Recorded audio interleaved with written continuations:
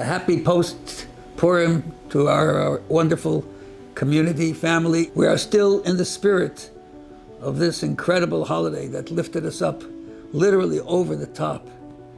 It was something of unique experience where the entire community, all of 33154, was celebrating. Every block you went on, there was some party going on, integrated with community environments. I myself participated in 9 parties, and in each one I saw many of the same people that I saw at the other 8. It was incredible.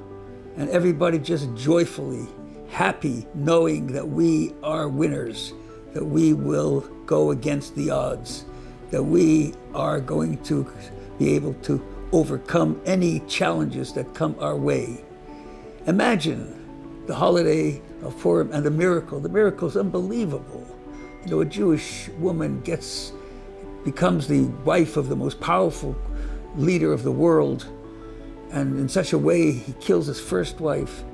And this is a maniac kind of king, and then a maniac hater representing all of the worst of society, the worst of humanity, the worst of inhumanity, decides to create an absolute genocidal plan for the entire Jewish world. Every man, woman, and child in the entire world was destined by this evil plot to be annihilated. God forbid would never happen, and it turned upside down for him.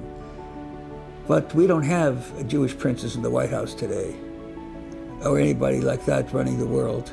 We're a small little country, a minority of people fighting for our existence, for our being, and not just fighting to take away the negatives, but we're fighting to make the world a better place at the same time that we are protecting our lives in an existential manner. Our people are growing and creating and inventing and finding new ways to heal and to do good things for the world. The same power that was able to fulfill and accomplish that miracle during Purim that is unbelievable, that same power is still here today with us. We have that power, that same power, and that same power wants to help us in every single way. This Saturday, we're going to read a special section of the Torah besides the regular Torah portion of Tzav.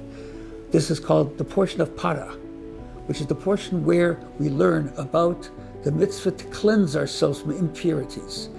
It's the single most supra-rational mitzvah of the Torah. It has no rationality whatsoever.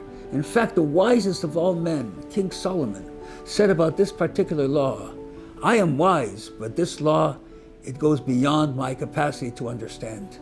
And yet, we celebrate the holiday of this red heifer.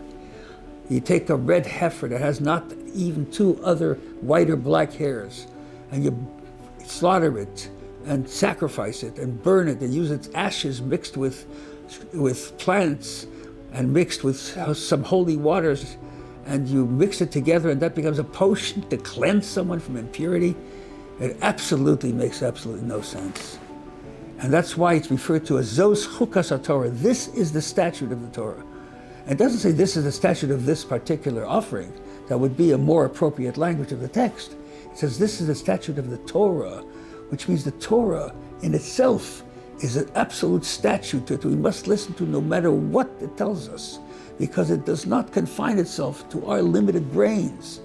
It does not confine itself to our present moment today when we don't even know what the next moment will bring. We submit ourselves to this extraordinary power that goes beyond time and space, that is able to overwhelm all natures of the world and to take care of his beloved children like we are.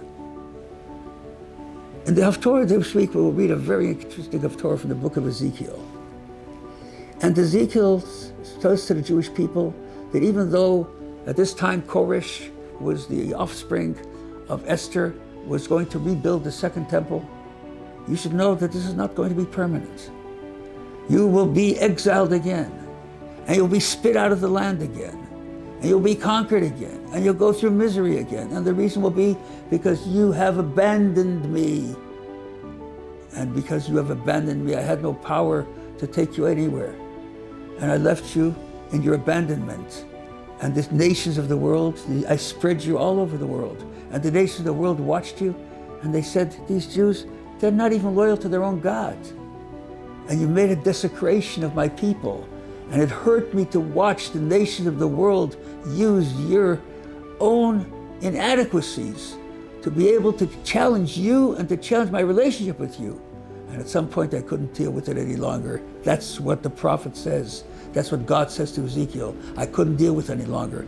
And in spite of where you were, and in spite of what you did, I came back and I said, I'm taking you out of this exile. And I'm going to show the world that I do love you. And I'm going to show the world that you are connected with me. And that circumstances cause these unfortunate realities of where we become so assimilated in the environment that we lose contact and consciousness of our uniqueness. But God says, I'm never forsaking you. I'm pulling you out one by one. I'm going to bring you home one by one. There's no way that the Jewish people will not fulfill my covenant with them, which is you are forever.